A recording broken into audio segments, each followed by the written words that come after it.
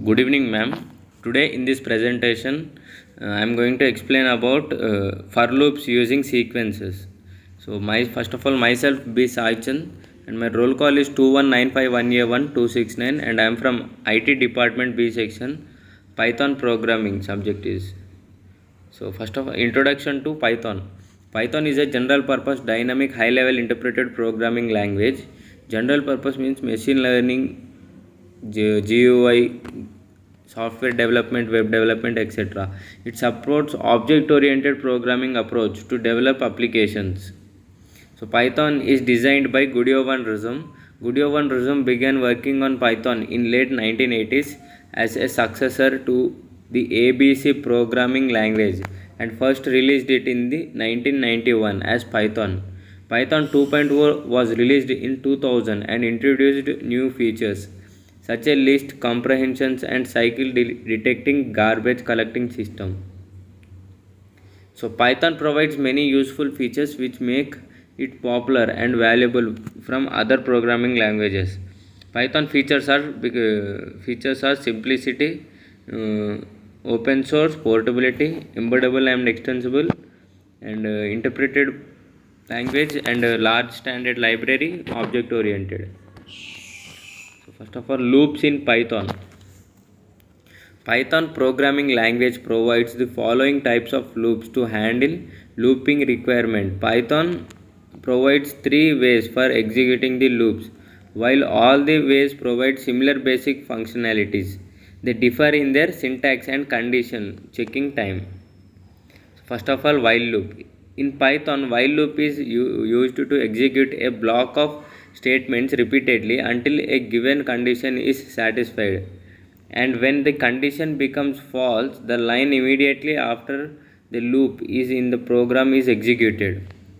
All the statements intended to by the same number of character spaces after a program construct are considered to be part of single block of code.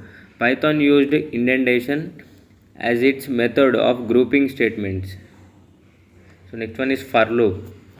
In the context of most data science work, Python for loops are used to loop through an iterable object like a list, tuple and set, etc.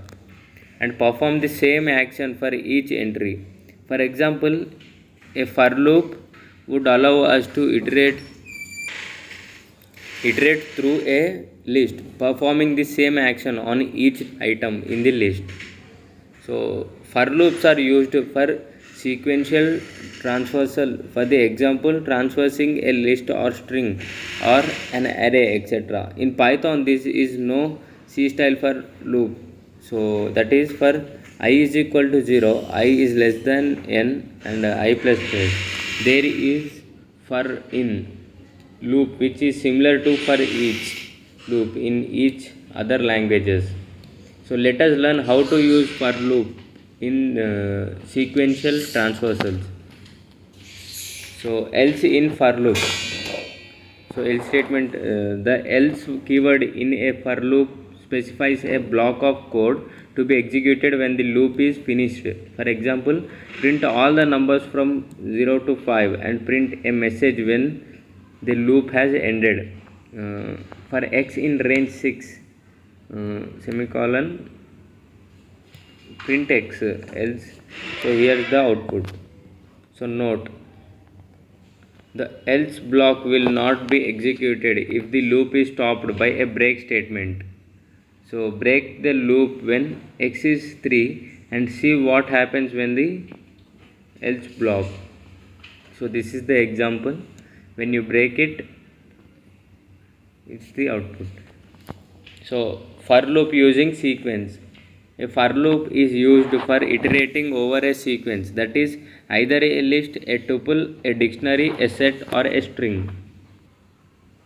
This is less like the for keyword in the other programming languages and works more like an iterator method as found in the other subjects oriented programming language.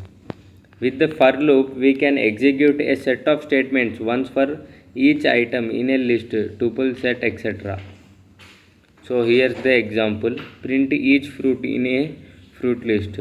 So fruits equal to set of apple, banana, cherry. So for x in fruits, print x. The for loop does not require an indexing variable to set beforehand. So looping through a string. Even strings are iterable objects. They contain a sequence of characters. Example, loop through the letter in the word banana. For x in banana, print x. The break statement. With the break statement, we can stop the loop before it has looped through all the items. For example, exit the loop when x is banana. For example, fruits equal to list of apple, banana, cherry. For x in fruits, print x. If x is equal double equals banana, break. So the continue statement. With continue statement, we can stop the current iteration of the loops and continue with next. For example, do not print banana. So fruits equal to set of apple, banana, cherry. For x in fruits, if x double equals banana, continue. The range function. To loop through a set of code a specified number of items, we can use the range function. The range function returns a sequence of numbers starting from 0 to 0 by default and increments by 1 by default and ends at a specified number. For example, using the range function, for x in range 6, print x. So note that the range 6 is not the value of 0 to 6 but the value of 0 to 5.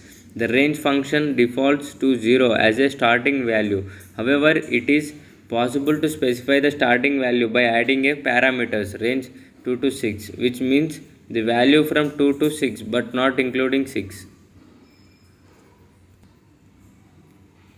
So example, using the start parameters, for x in range 2, 6, print x. The range function defaults to increment the sequence by 1. However, it is possible to specify the increments value by adding a third parameter. So nested loop. Nested loop is a loop inside a loop. The inner loop will be executed one time for each iteration of the outer loop. So for example, print each adjective for every fruit. So adjective is equal to set of red, big, tasty. So fruits equal to apple, banana, cherry. For x in adjective, for y in fruits, print xy. So yeah, that was the example. The past statement. For loops cannot be empty, but if you for some reason you have for loop with no content, put in the past statement to avoid getting an error. For example, for x in 0, 1, 2, 3, set of 0, 1, 2, 3, so pass. So let's recap what we did in this presentation. We learned about Python and its features. So and loops in Python. Python programming language provides the following types of loops to handle looping requirements. Python provides 3 ways for executing the loops. While all the ways provide similar basic functionalities, they differ in their syntax and condition checking time.